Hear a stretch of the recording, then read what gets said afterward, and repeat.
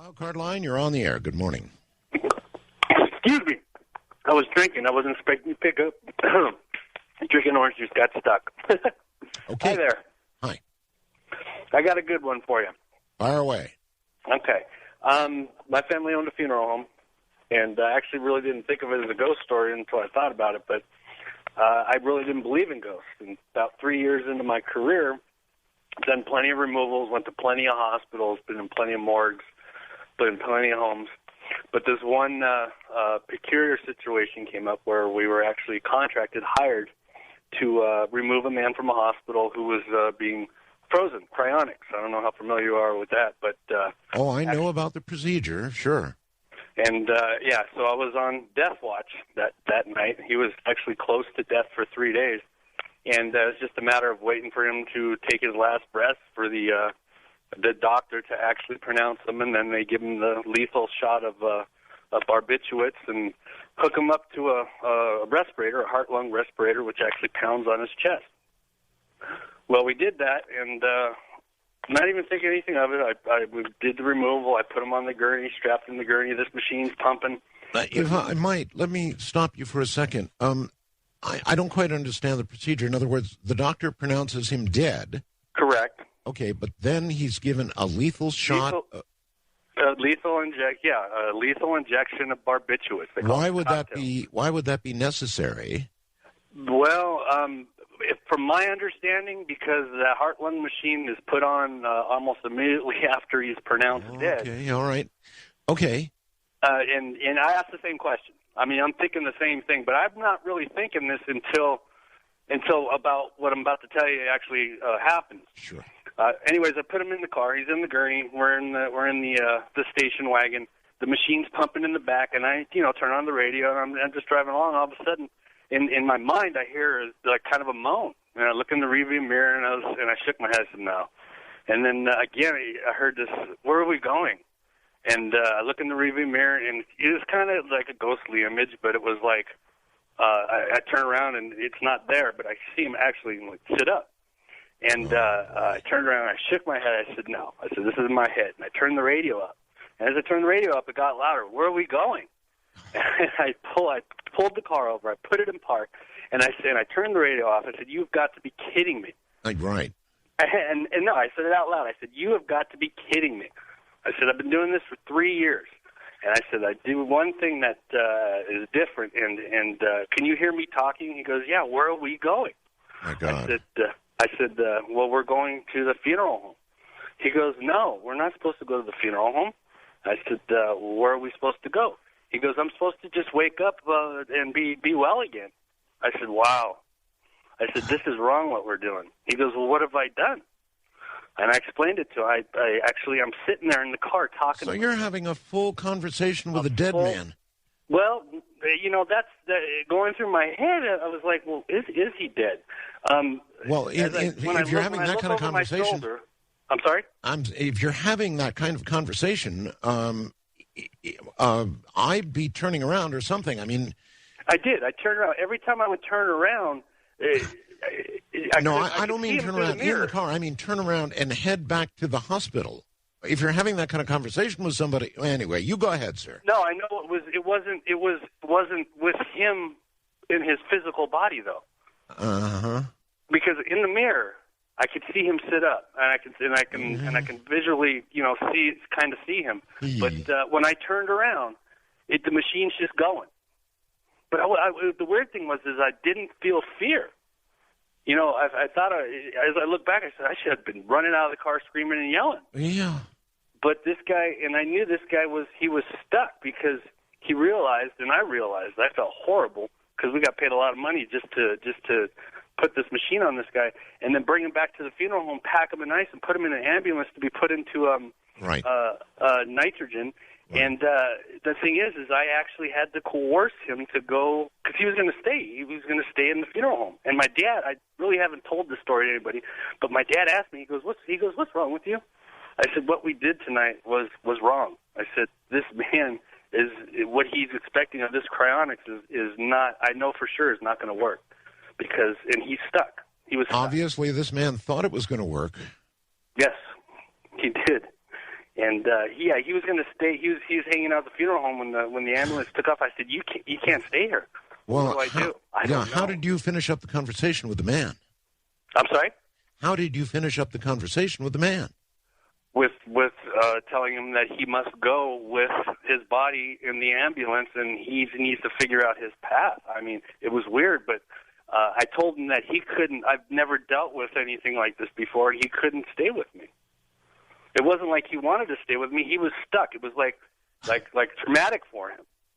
That'd be the last body I'd ever drive.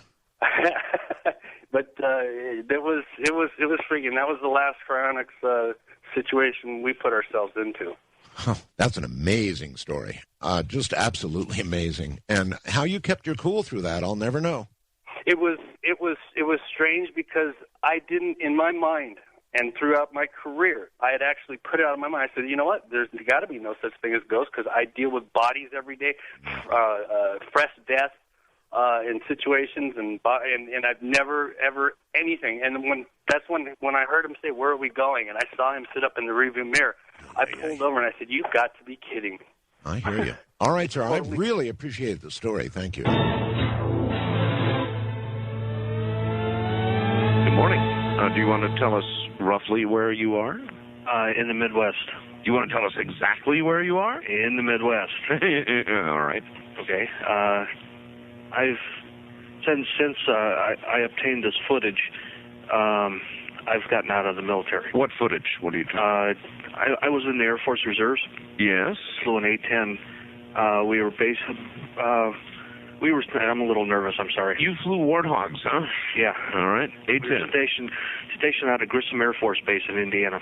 A-10s are basically tank killers, aren't they? Correct. Okay. And we flew out of Grissom Air Force Base. They closed the base and they shipped us to New Orleans. And we were flying. Just happened. We were in Phoenix at the time of the UFO sighting over Phoenix. Oh, you mean March 13th? Yeah. Oh, it was an incredible night. Something the size of nearly a city apparently hovered over the city of Phoenix. Well, I got 25 minutes for my gun camera of that UFO sighting. If you send me a P.O. box or give me a P.O. box, I'll give you a copy of the film. You wouldn't be yanking my chain, would you? I wouldn't be calling you if I did. I mean, you realize this is like offering candy to a child. You've got 25 gun camera minutes of the object over Phoenix? Correct. Oh, my God. I mean, nobody's seen this video except myself and possibly you. If you give me a P.O. box... I don't want it to go to a P.O. box. This is too sensitive. Can we talk off the air? I will arrange that, yes. Tell me, before I do that, though, just give me a little idea of what's on that film. In other words, what did your gun camera capture? Pretty much all of it. But I mean, describe what it saw, because a lot of people in Phoenix only saw lights. They saw lights, but I saw what was above the lights and below the lights. And what was that? Something I've never seen. A craft? I would think so. A solid craft of some kind? Kind of a triangular, kind of rectangle kind of object. That's what it was. That's how it was described from the ground, those who saw it. That's what I saw. And you would be willing to swear on the UCMJ, you know what that stands for, right? No. Uniform Code of Military Justice? Yeah, but I'm out. Well, I know. How did you manage to get the film? Can you tell me that? I flipped on my gun camera. Oh, no, I understand. But I mean, I never told anybody I filmed it, and nobody ever really checked, let's say. And so when you landed, you were able to remove that film and do what? Slip it in your pocket? Well, we were in Phoenix. We were there.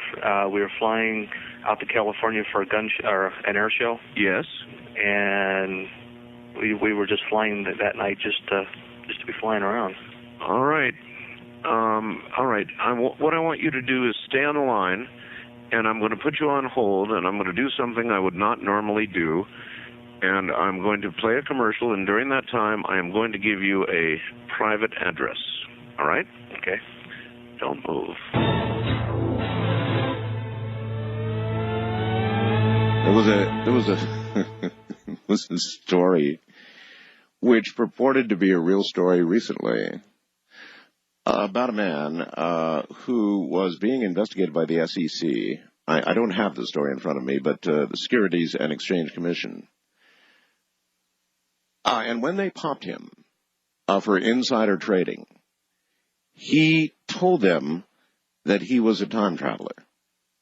I mean, that's, can you imagine laying that on the Securities and Exchange Commission? Well, yeah, hey, I'm a time traveler, and that's how I did this. Now, he, according to the story, made some incredible trades, impossible trades. He put money on things that just went through the roof.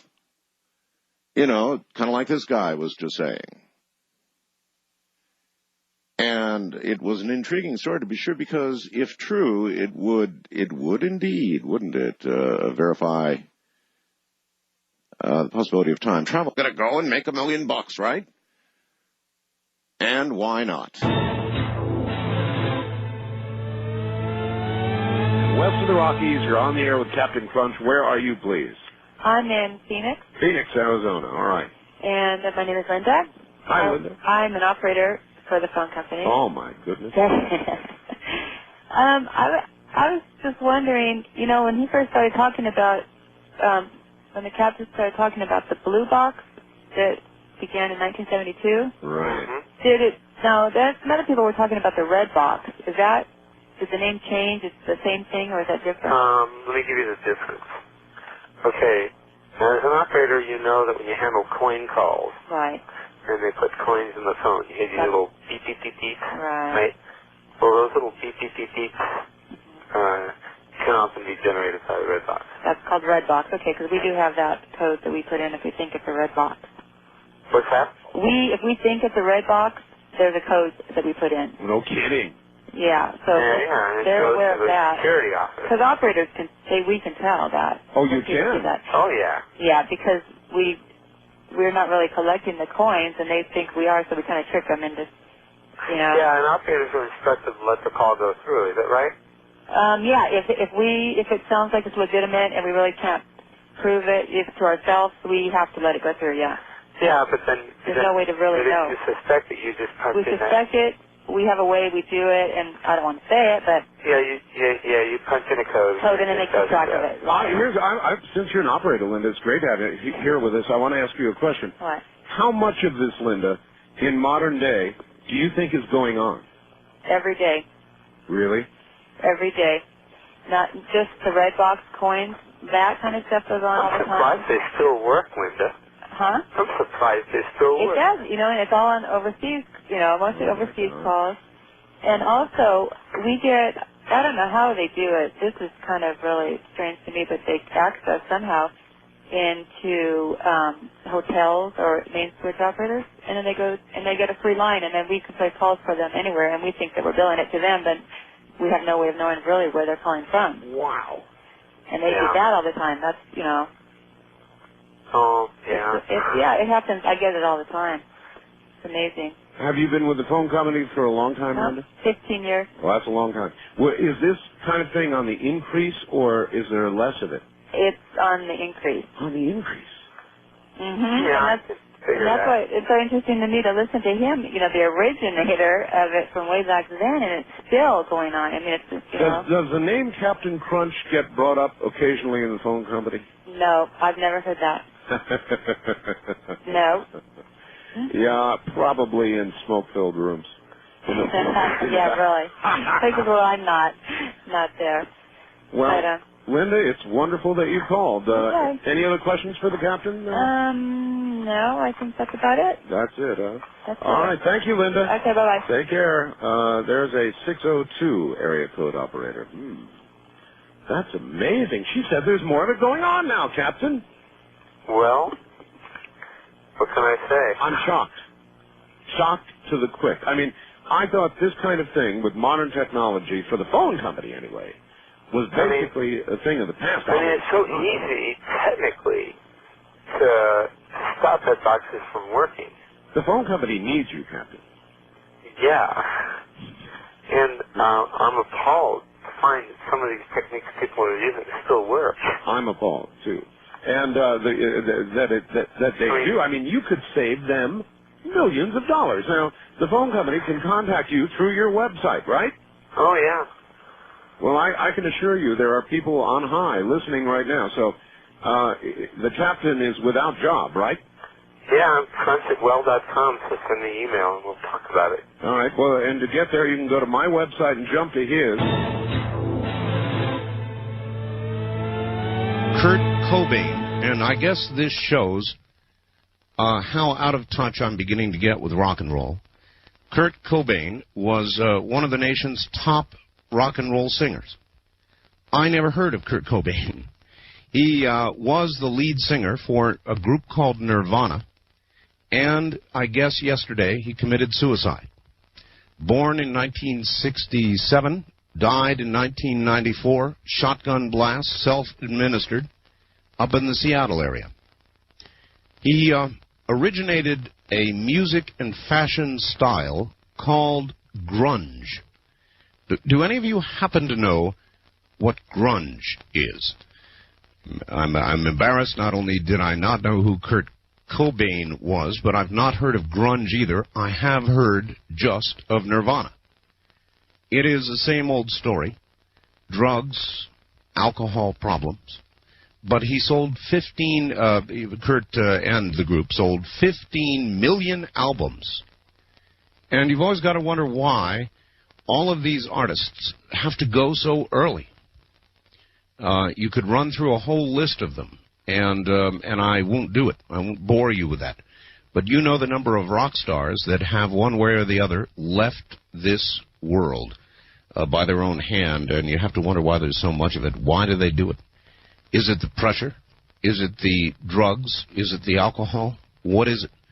Do they just want to be remembered as a young, pretty corpse, as the old saying goes, or what is the story here? Is the pressure just too much for them? I don't know. Just open to speculation.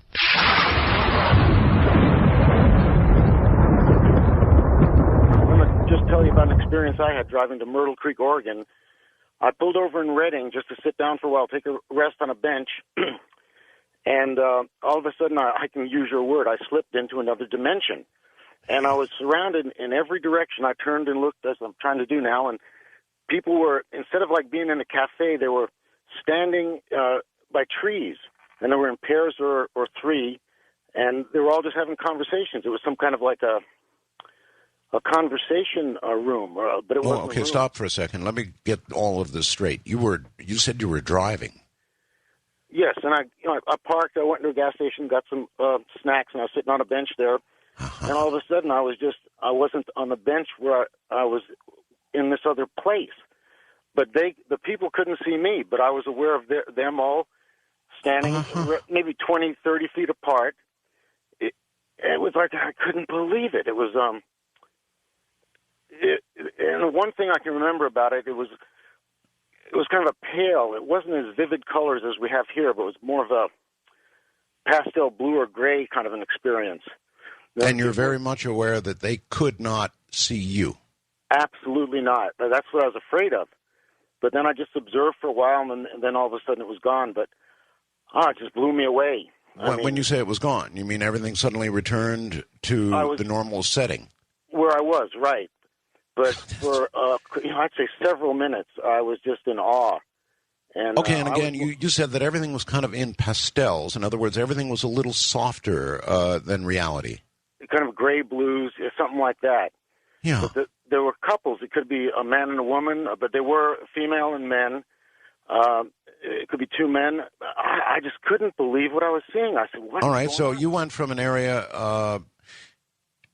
describe the area that you had been in. You were on a bench, you say. And what was it? The gas station must have been there close by, or what? That's that sort of thing. Just stopped to get some water or whatever it was at that time. And sat down, and then boom, I was just, like I'm saying, I couldn't believe what I was seeing. And, that's why I was interested in when you said slipped into another dimension, because I think this qualifies for that.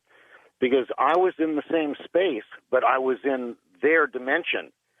And at the time, I was more nervous about it, like I was intruding, and, I was going to be found out. But No, this absolutely qualifies. It's exactly what I was talking about. Do you recall the kind of dress people were in? Was it normal, contemporary dress, or what? It seemed like longer coats. The men had longer coats, and it was... But it was an American type of situation. These were, these people weren't aliens. Right. They were like us. But, I'm just saying again, I couldn't believe it. I've relayed the story to just a few people. A friend of mine who that I was going to visit in Myrtle Creek, Faye, I told her about it, and she said, well, they couldn't see you. You could just see them. And that's exactly what was going on. All right, Steve, what about sense of time? Do you have any idea how long this little slip lasted? Maybe several minutes. I was kind of anxious about what I was seeing because I was conscious that I was still myself. But, and like I said, I was more nervous that I was intruding and I was going to be found out. But I just kind of, I turned and looked in every direction, and it was for about as far as you could see. It just didn't end. And it kind of made me interested in the fact that maybe... we'll get a chance to, just to stand around and talk, kind of indefinitely, but it was casual, very casual. The people were very calm looking, and it was just amazing. And I can describe the color as kind of a bluish, grayish white. There's no vivid colors. It was, right. It was just fantastic. And I think pastels would do the trick. It sort of describes it to me. All right, thank you. That's exactly what I was talking about. I wonder how many of you have had experiences like that in some way or another, like that, or even very different than that. I really am convinced that the scientists who believe there are all of these dimensions are absolutely correct. They are there. I have no idea what the makeup of them is. For that matter, what the physics of these different dimensions might be like. But I think you really just did hear a legitimate description of something like that that's occurred. And what I want to know, I've had a lot of emails like this, so what I want to know is how many of you out there have had an experience like that gentleman just described? I think that he may have, in fact, for a moment, for some reason, and it would be interesting to discern what brings something like this on. It may be way outside our knowledge base, but it sure would be interesting to know. What is your first name? It's Steve. Okay. I'm calling from Vista, California. All right, Steve. And this is a pretty scary one.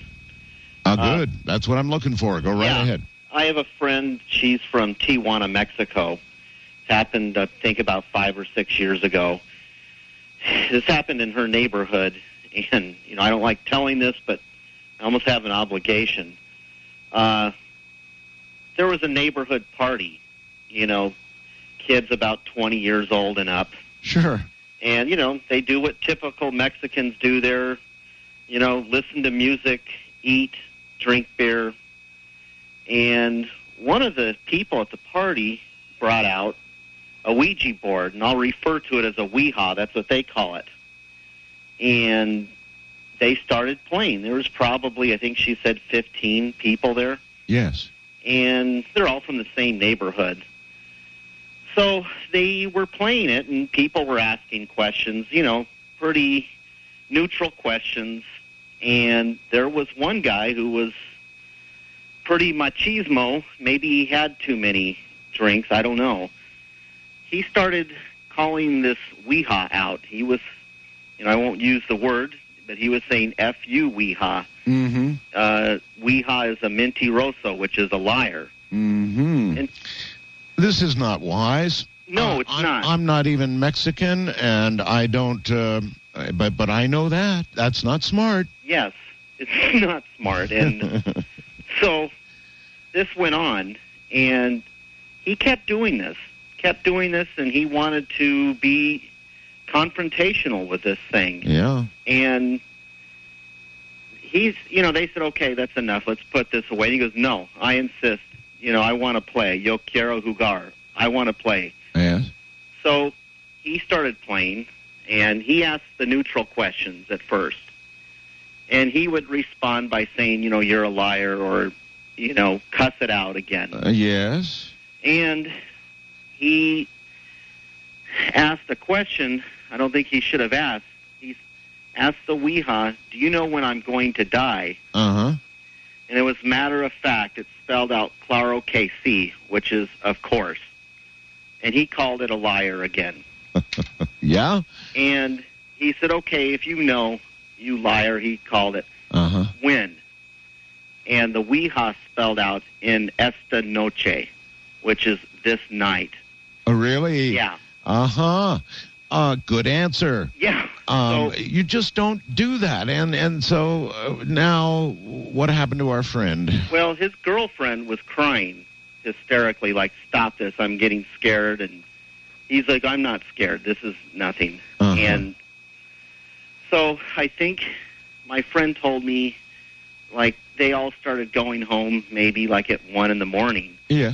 And Tijuana is a kind of a hilly area, and I know it well. I work there. Yeah. Yes. And I saw where this happened, too, and I saw the house where this party occurred. And so what happened to him? He was walking across the street, and it was like it's hard to describe, but there's like a curve, and then it goes downhill. You don't have to describe it. What happened to him? He got hit by a truck and killed. Yeah, it figures. Well, you don't do that. You really don't do that. Thank you very much. A Ouija board, whatever else, I won't say a lot about it because I, years ago, had an experience with a Ouija board that I really will not discuss. But I will tell you this much. It's absolutely a conduit to somewhere else. And I'm not so sure that it's the Ouija board itself, but it's you. I suppose it could be a slab of anything, but if you're inviting contact, if you're asking for contact, then you're very likely going to get it. At the very least, you're going to open a corridor to somebody or something somewhere and, cussing it out and calling it out, in essence, wouldn't be such a good idea. And asking it when you're going to die, even less of a good idea. And well, there you go. So I wonder if what you might call out on the other end has the power to, let's say, change what would have been your date otherwise.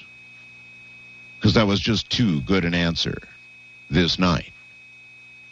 So do we conclude from that whatever was on the other side had the power to arrange the date and had about enough? Hello, Art. Hi. How you doing? Just fine. Okay. My name's Joe. I'm living in St. Louis. Hi, Joe. Approximately 10 years ago, I moved from Peoria, Illinois, down to St. Louis. I transferred from one agency to another. It was a moving corporation. Can I say which one? Sure. It's a big national. It was Allied Van Lines. So I transferred from Peoria down to St. Louis.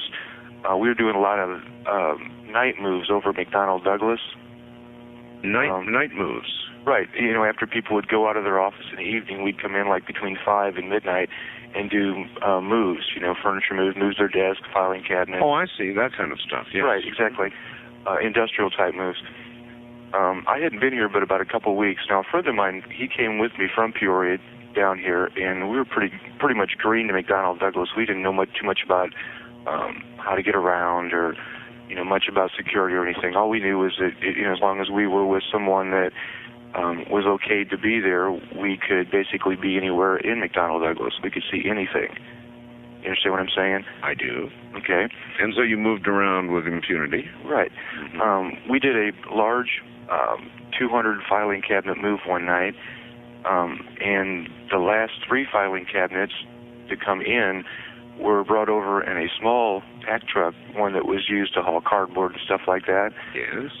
There was a armed guard in a car behind it, an armed guard in a car in front of it, an armed guard in the van. There were very few people that got to see the filing cabinets, and basically, Art, when we rolled them in and went to set them up, they were 3 780-pound safe files. with the big combination lock on the front. Right. You know what it said, Art, on all three of them? No. UFO documentation. You've got to be kidding. Swear to God. My first reaction was, man, I'd love to see what's in there. Well, did you? No. No. At that point, Art, they said, if you want to continue working at McDonnell Douglas, as a mover at night, you didn't see this, you shouldn't say anything. And I was in the Air Force, and I know pretty much when something like this happens that you better listen to what they say and you better not say anything about it. You may recall Project Blue Book ended, and the end statement was, whatever UFOs are, they are no threat to national security. Mm-hmm. Now, we have verified reports of UFOs hovering over U.S. missile silos, actually deactivating U.S. missiles, siloed missiles in the West. We have reports of craft that have hovered above Russian missile silos and have actually sent missiles into launch sequences. Now, if that does not represent a threat to U.S. national security, I would like to hear what the current definition of national security is. Really?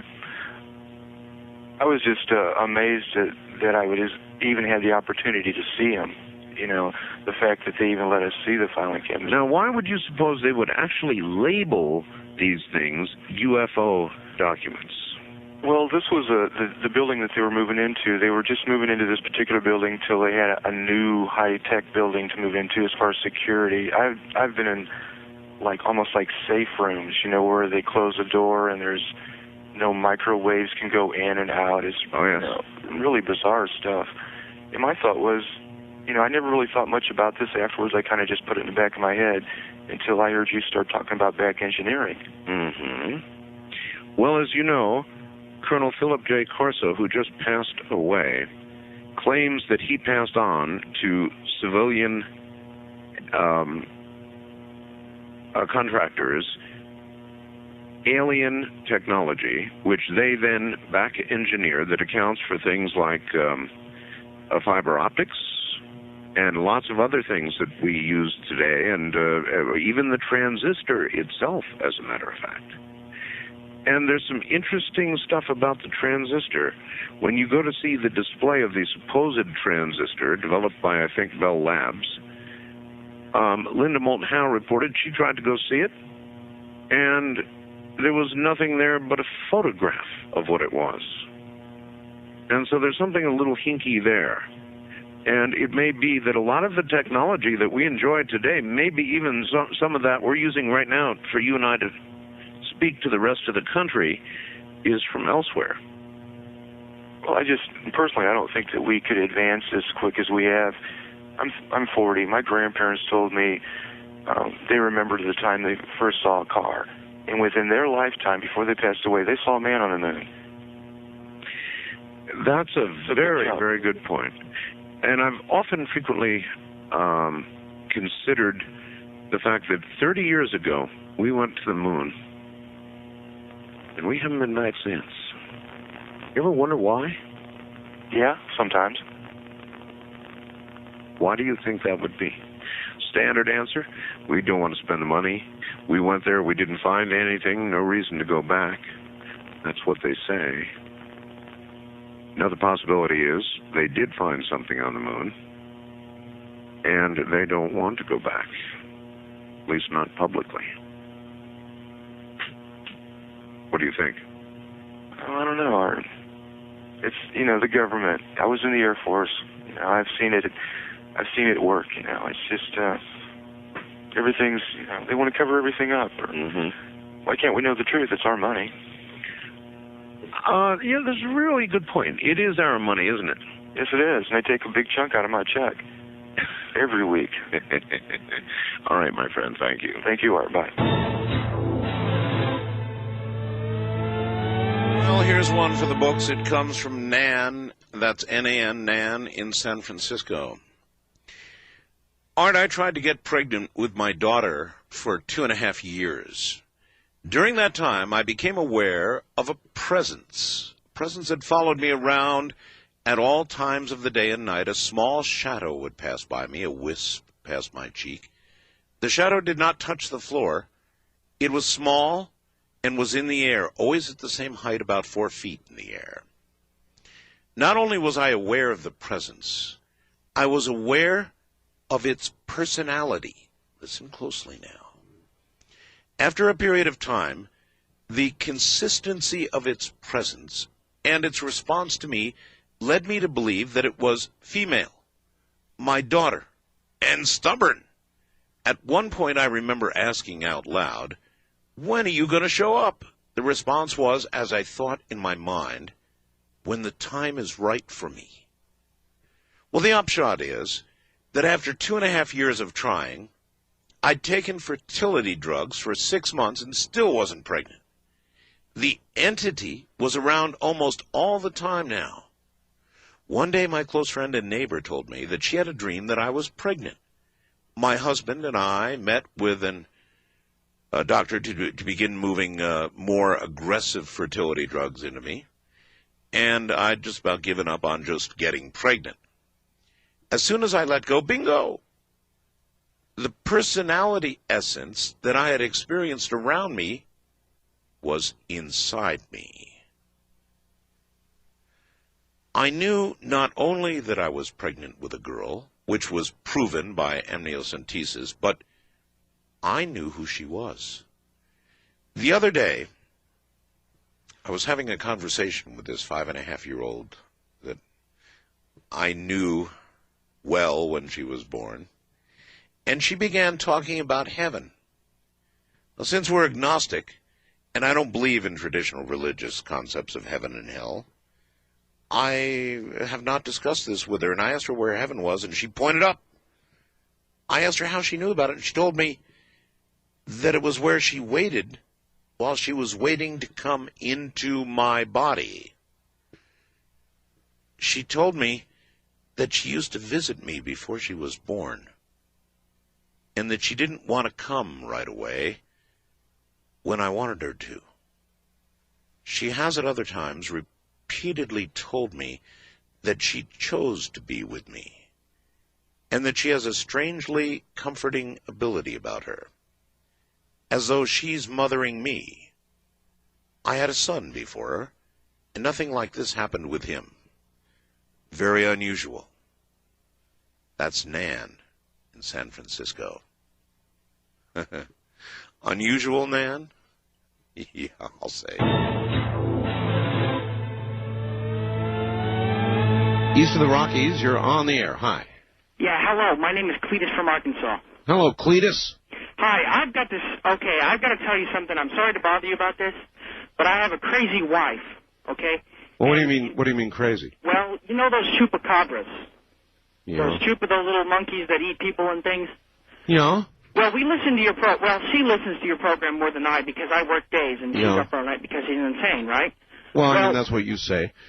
Insanity is a matter of perspective, and maybe she isn't actually crazy. Well, I know. She's not crazy. She's wonderful, but she's a little out of touch sometimes. Well, now, she refuses to go outdoors now. Well, that's not very kind. Now, your wife, is she awake now listening to this? Yes. Well, I don't know. I'm not even at my home right now. I'm at a cousin's house. As a matter of fact, she won't even leave the house because she's afraid of those chupacabras. Really? She said that they ate a car in Florida. Chupaphobia, I guess that would be, huh? And anyway, I was wondering if you not true. They didn't eat a car. Look, can you hold on? Yes. She really won't leave the house. Oh, I'll tell you. My son is a board operator for one of your affiliates. Oh, that could be it. And he got her started on your show about a year ago. Mm-hmm. And now she listens like it's a religion, and she won't leave the house. She said, well, she made my son and her both carry mace. They both carry mace. I mean, she would use mace against a chupacabra. I don't know. Do you have any idea what the PETA people would say about that? I have no idea. Macing a chupacabra. Well, the true depths. She said that it's like a little monkey, and it eats cars, and it eats, like, I don't know, Latin American. It cars. It scratched up a car down in Florida. I mean, well, she said it scratches. did. I thought she read it from the tabloid. No, I didn't listen to that part of your show. I never heard that. Yeah. No, it didn't eat the car. Well, she doesn't leave the house, ever. Daytime or nighttime anymore. She quit her job. I'm not kidding you this. And it's more than just that. She's afraid of everything. Everything. That's her number one fear now, and she's on this kick. And I wish you, because you're like the authority that I know of. Mm-hmm. I mean, I'm in Arkansas. There's no authorities of anything here. Well, there's Bill Clinton. I mean, he still carries some weight there, right? Well, he may be a chupacabra. I don't know. But anyway, he doesn't carry any weight here. Yeah. We don't even have, well, this is lucky that we have a telephone. Anyway, I wish you would tell her that it's safe to walk outside the house because she doesn't listen to her husband or her son or anybody else. Amanda only listens to Art Bell. Amanda, it's safe to leave the house. Now, having said that, if she gets chupid, it's not going to be my fault. But I mean, if she gets chupid, I don't think she'll complain about it. Well, you've got a good point there. Amanda, it's safe to leave the house. All right, sir, I've got to run. Thank you. Good luck to you and your chupified wife.